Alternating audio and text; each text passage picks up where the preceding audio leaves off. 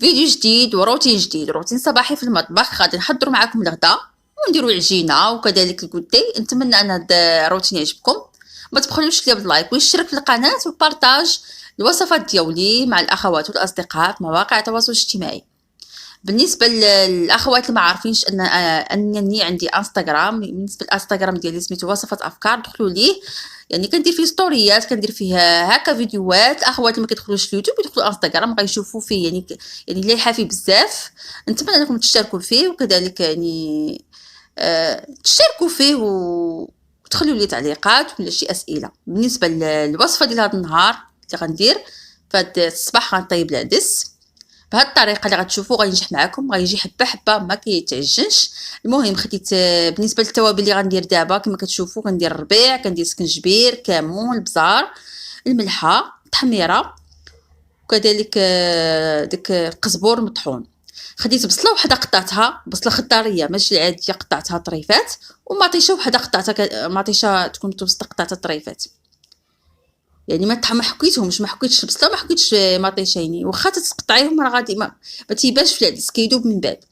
كما قلت لكم التوابل العاديه الاساسيه اللي كنديروا معروفه، غير الخرقوم بلدي ما كنكثروش بزاف، كنكثروا التحميره والكمون تيجي مزيان في العدس، والزيت كذلك زيت روميه. والثومه يعني درتها طريفات ما حكيتهاش. الثومه قطعتها، يعني درت كنكثر الثومه هكايا في العدس، كندير شي 4 الحبات ولا 5 ولا كاع 6 يكونوا متوسطين، كنقطعهم على جوج وكنخليهم كيطيبوا. من بعد ما كيطيبوا كنعسهم حتى كيطيبوا. وكنزيد واحد المطيشه ديك السائله، كنزيدها ماشي مطيشه الحك هذه، ديك اللي كتكون سائله، زدت واحد شويه. ما كنبغيش العدس يكون حامض بزاف، يعني تكون حمر، تكون عادي اللون ديال العدس، ما تيكونش حمر بزاف او حامض. الا بغيتي يكون حامض كتزيدي مطيشه وكتزيدي مطيشه الحك، وتفادي شويه هكا مطيشه الحك، يعني ما باش تعطي باش يكون داك العدس عندو البنه ديالته، ما تكونش يعني حامضه بزاف. المهم كندير الكميه ديال العدس الكافي، درت هنا تقريبا واحد 350 غرام، وغطيته بالماء طايب، سخنته من قبل باش دغيا يطيب. كتوجدي الماء طايب، كنغطيه مزيان بحال هكا وكنغطي عليه طيب على خاطرو، يعني ما تياخذش وقت بزاف داك العدس. بدون طنجره ديال الضغط راه غيطيب لك في الكميله. يعني الاخوات اللي كيطيب لهم بزاف كيزدوا عليه في الكوكوط حتى يتعجن هكا، راه ساهل تيجي مزيان حبه حبه. بالنسبه للدقيق، بالنسبه للعجينه غادي نعجن واحد الخبزه وحده، وغندير واحد شويه هكا الكوتي.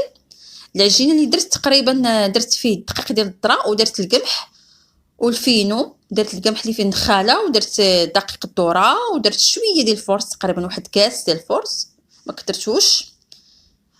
القمح اللي ما فيش النخاله، والقمح اللي فيه النخاله والذره، وشويه ديال الفورس وشويه ديال الفينو. خلطت داكشي كامل وعجنته كما شفتوا.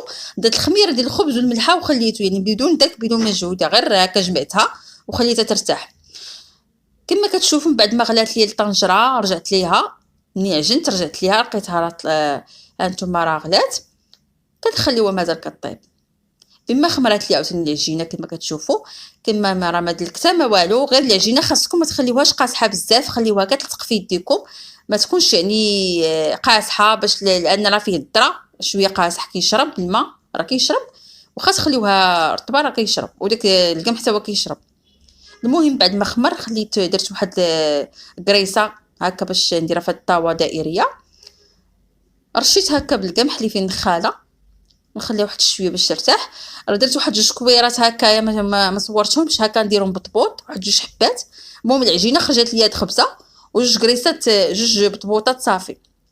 غنطيب غير هاد خبيزه بوحدها اللي غيكفي هاد النهار، ما غاديش نكثر الخبز باش ما كيبقاش ليا هكا، باش تيخسر شويه هكا هاد الخبز ديال الدار، ما تيبغوش لي ياكلوه الا بقى واخا كيسخن. المهم تنديروا بحال الكافي لنهار واحد، وشي الا بقات شي عجينه كنديرها بطبوط. هادشي اللي كندير. صافي خليت العجينه هكا تخمر، شعلت الفران باش يسخن نفس الوقت كتسخن الكوزينه وكيخمر الخبز دغيا. المهم العدس هو هذا راه غادي كيطيب كما قلت لكم، بدون طنجره ديال الضغط تيطيب دغيا. والثومه كما كتشوفوا منين كتقطعوها طريفات بلا ما تحكوها، ومن بعد تسمعسوها هكايا باش ما يمشيش لداك الجلد. ملي كتحك ما كتبقاش داك المذاق ديال الثومه.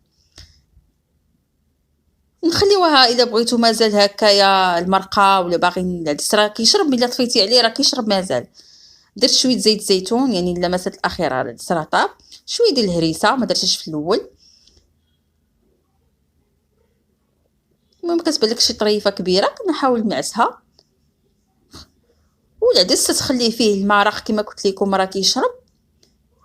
كاين اللي كيبغيه ثقيل، كاين اللي يعني ما كيبقى راه كيتقال بزاف. فيما كتبغي تسخنيه من تيبرد زيدي ليه شويه الماء. المهم كتخليه فيه شويه هكا الماء باش ما حدك بحال دابا ما طيبتيه بكري، خليه فيه الماء. ملي تقرب وقت الغداء كتلقاه يشرب داك المرق اللي فيه. صافي كتخليه، ديري ليه زيت زيتون تخليه على جنب.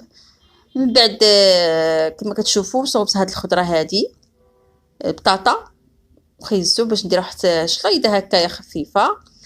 قطعتهم هاد الشكل هذا وخليتهم في الماء طايب على عافيه تكون مهيله باش ما يتعجنوش. كيتسلقوا بطاطا وخيزو راه دغيا غيتسلقوا يعني واحد 10 دقائق دغيا غيطيبين الماء يكون سخون. وديريه فيه ديك الخضره شويه الملحه صافي وخليه على بوطه. من بعد ما خمر لي الخبز كما كتشوفوا غندير ليه هكايا تخيبات بفرشيط باش ما يتنفخش ليا. ما خليتوش يخمر بزاف، بغيتو الخبز يكون رقيق ما يكونش فيه ديك البابه غليظه.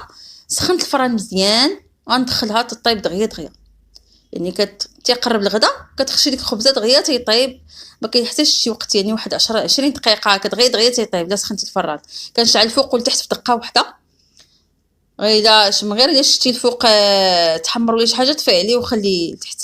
المهم الخضره سلقتها، دابا صفيتها وغندير فيها شويه ديال القامه، شويه المعدنوس، شويه ديال البزار، شويه الكمون، شويه زيت زيتون. كندير لا خل لا والو، الزيت زيتون الكمون البزار شويه السكنجبي داك القزبور المطحون تا هو بنين كنديرو شويه وشويه ديال الثومه وكنخلطو داكشي بزيت زيتون كيجي بنين. هاد الخضره بلا روز بلا والو بلا داك الطونينيا بوحدها كافيه.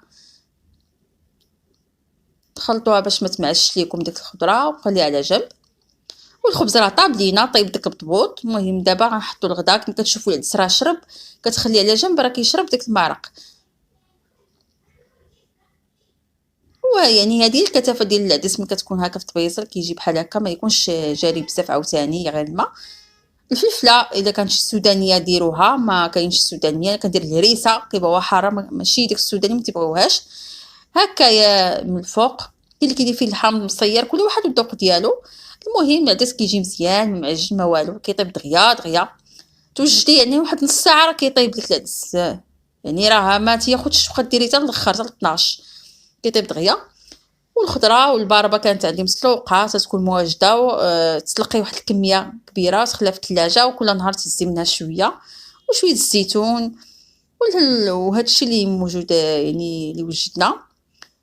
الخبز اللي طيبناه هو هذا قسمته طريفات ما غليظ ما والو كيجي صفر هكا فيه الذره وفيه الفينو وفيه القمح كما قلت لكم وفيه داك القمح الاخر اللي مغربل. درت فيه شويه ديال السانوز نسيت ما قلت لكم السانوز حتى هو درتو مزيان في الخبز. ديروا السانوج النافح بس حلاوه كيعطي واحد البنه للخبز ريحته زوينه.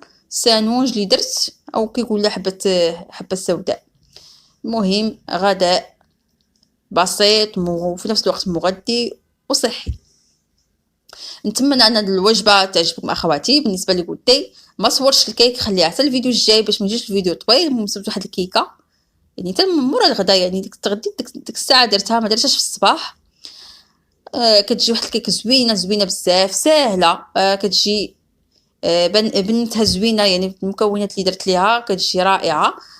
كتجي طالعه ومع كاستاتاي بالشيبه وديك الخبيزات اللي طيبت كذلك اللي عجنت في الصباح طيبت جوج بطبوطات. الكيكه راه ساهله في حق واخا ما ديرهاش في الصباح دغيا كتصاوب بها في 5 دقائق تخلطيها وتخشيها في الفران صافي. الخبز اللي طيبت في الصباح وهذا هو الغداء ساهل ماهل. نتمنى اخواتي ان هذا الفيديو يعجبكم. روتين صباحي في المطبخ. الكثير من اخواتي كيبغوا بحال الروتينات. الا كيعجبكم بحال هاد الفيديوهات خليو لي تعليقات. بغيتوا الكيكه باش نديرها لكم خليو لي تعليق. انستغرام ديالي عفوا اللي ما عرفوش سميتو وصفة افكار دخلوا ليه وشوفوا ستوريات اللي كنحط فيه. مع السلامه.